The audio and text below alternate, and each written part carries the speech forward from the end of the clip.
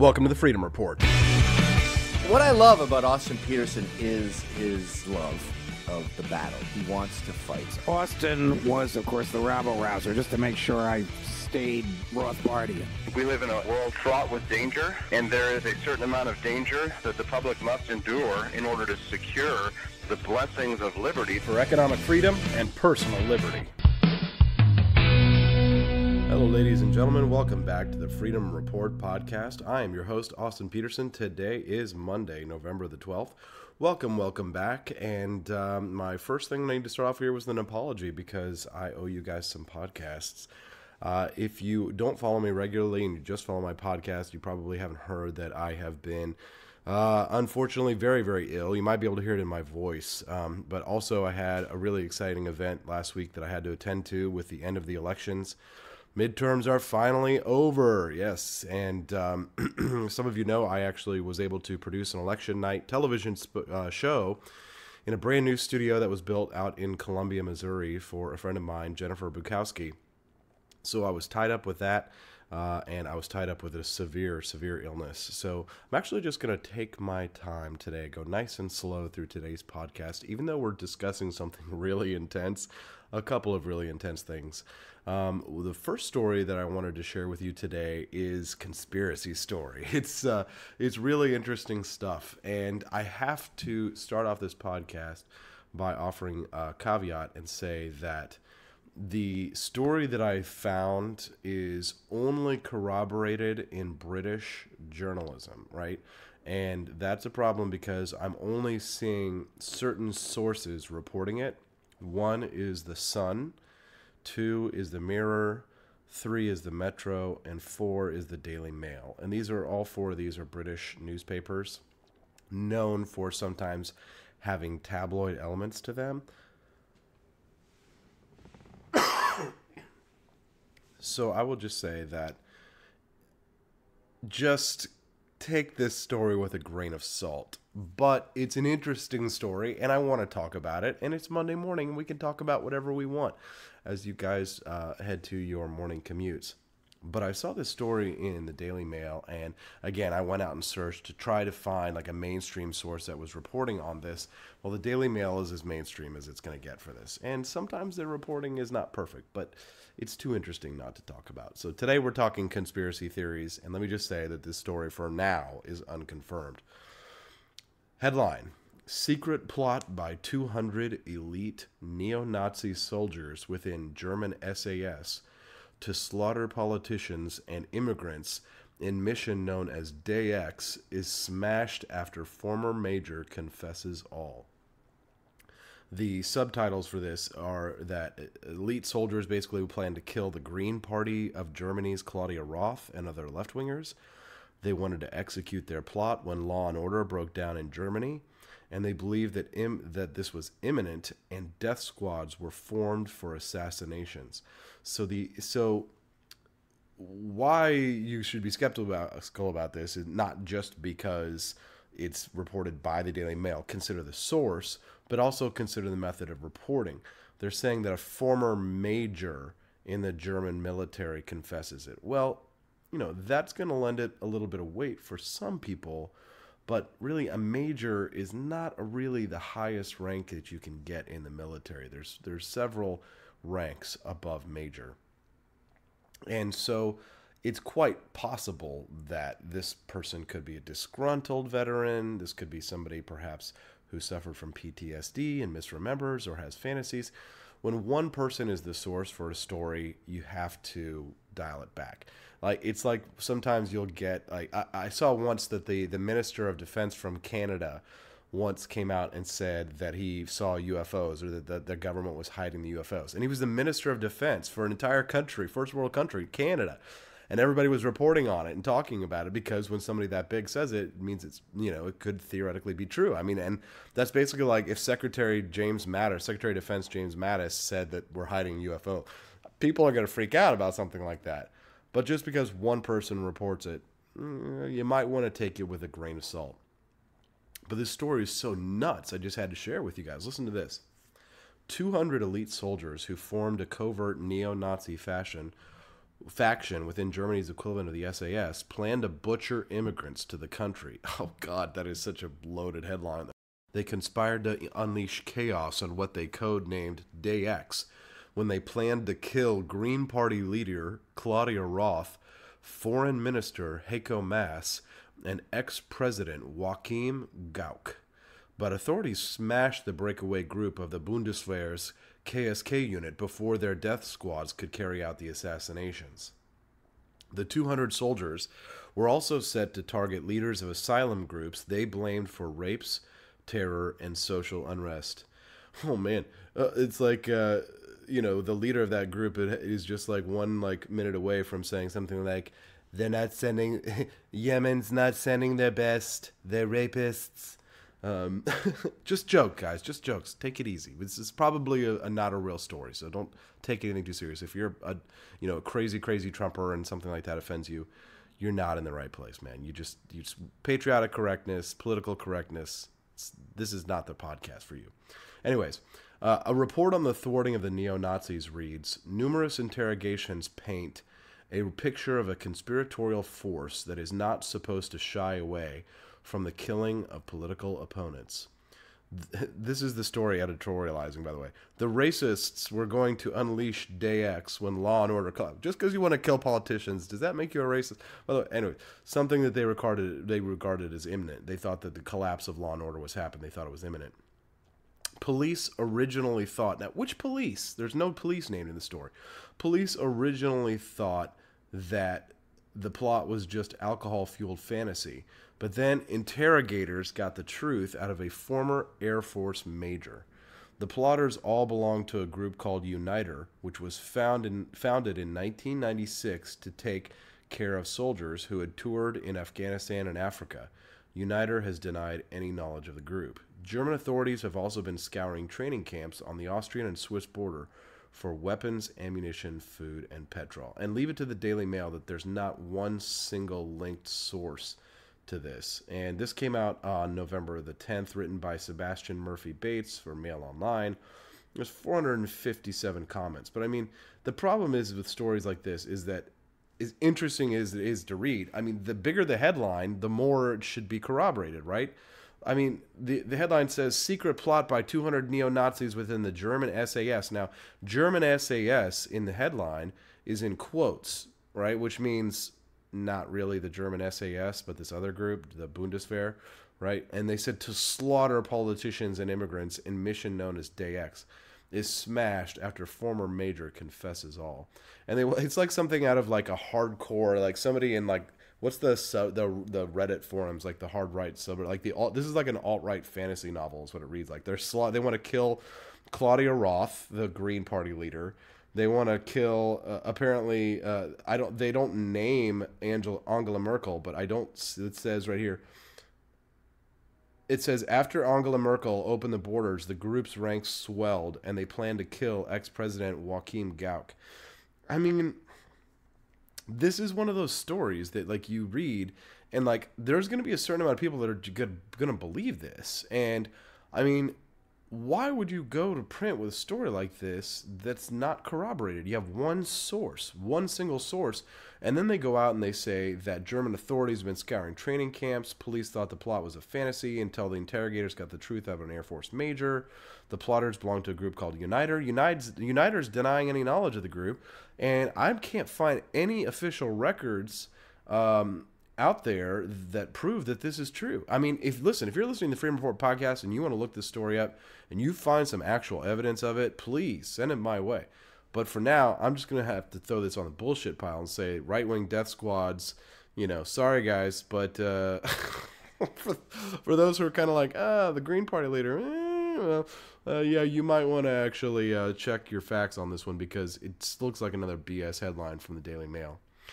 Now, the next story that I want to move on to today for the podcast is something that really struck me. And for a lot of you who follow me pretty close, I shared this on my Facebook page yesterday because yesterday was Armistice Day, the celebration of the end of World War I. And it's interesting because, I've really been listening to a lot of World War I history podcasts in the last year. I've been doing a lot of research about World War I, and I think part of it was fueled by my interest in this game called Battlefield 1. And Battlefield 1 is kind of an older game now. A game that was created by DICE, and it's basically a World War I shooting game. Very realistic, all the weapons, from the time period, and it kind of got me reinterested in an old hobby that I had thought of taking up. I'm kind of a gun collector, but I'd never done military surplus before, not until a few years ago when I purchased my first Russian rifle, a Mosin Nagant, that I picked up at it's the Russian battle rifle, at a gun show in Fairfax, Virginia. I can't remember, somewhere out in Virginia. My good buddy Joe Trotter, he's a big gun nut like myself, and we went out to this gun show, and they had just crates, boxes and boxes of these guns, these Russian rifles. And the gun that I bought was the Russian rifle, the Mosin Nagant, but it was in 1942, so it wasn't a World War I version, even though they did use them in World War I.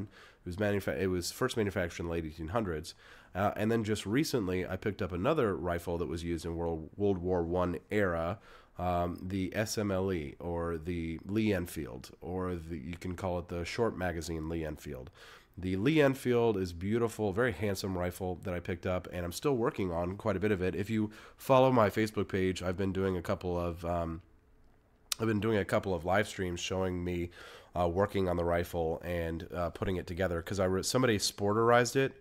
Sporterizing just means that you turn it into a sport rifle and you take away all of its military provenance. And I have been trying to restore it to its military provenance. Thankfully, I have a friend out in Washington who his friend works in a museum, and they have some of the wood, some very old wood, 100-year-old wood for this rifle. So he sent me some of these really key parts, and I've got a few more nuts and bolts and screws and things like that I need to find, to locate, before I'll have my fully restored Lee-Enfield rifle. And this was a rifle that was used in World War I. So I've been thinking about this conflict lately and some of the lessons that it has for us today. And it's interesting because, this war shaped so much of our modern world, and yet it is one of those, what we would consider a forgotten war. We have a lot of forgotten wars in the United States, and I mean, it's really hard not to forget some of them, simply because I think when we added it up, I think the United States, since our founding, has only ever been at peace combined for like 25 years. There have been very few times when the United States is not in conflict. And from 1914 to 1918, the United States joined World War I because of Woodrow Wilson, because of our desire to expand our power and our desire to protect what we saw as our interests overseas. The United States merchant shipping was under assault by German U-boats, and the United States got dragged into the war. Also, there was that whole thing with the Zimmerman telegram, where the Germans sent a letter or a telegram to the government of Mexico saying that they will give part of the United States to Mexico if Mexico will invade the United States. So there are some arguments for why the United States should have intervened in World War I, simply because that kind of a credible threat itself right there is enough. But there were a litany of other reasons why the United States got in World War I. We're not going to debate that. I just want to talk about the humanity of it for a moment, because I came across this story that I shared on Facebook, and it was a recording, an audio that documents the moment that the First World War ended. Now, what's amazing about this video, when I say that it records, that this recording documents the moment the First World War ended, like literally, like the moment. You can hear the war ending. They were recording at the time of the Armistice. And I'm going to play that for you so you can hear it, and I'm going to read some of the story so you can experience this moment and just really feel what it must have felt like there after 4 long years of war to finally be at an end. So let me play this audio for you, and then I'll read the story to you, because I just thought it was very thrilling. Especially, I live right next door to the World War I Museum. I think it's the only real World War I museum in the United States. And the Liberty Memorial, again, right next door to me, is a giant, beautiful memorial to the people who fought and died in World War I. Interesting juxtaposition. All these things coming together make me think that there's a reason why, and perhaps I need to, continue my study on this crucial point of American history and make it not such a forgotten war. A lot of lessons. So listen to this. This is a recording the very first moment that World War I ended. World War I ended. So this was the minute before, and then you'll hear the minute after. Heading in November 11th, 1918, almost 11 a.m. 11 a.m. is when the Armistice declared the war would be over. The guns are still firing.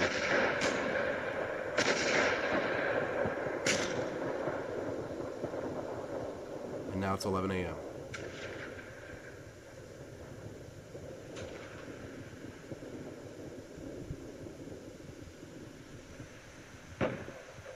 Still a shot here or there. Listen.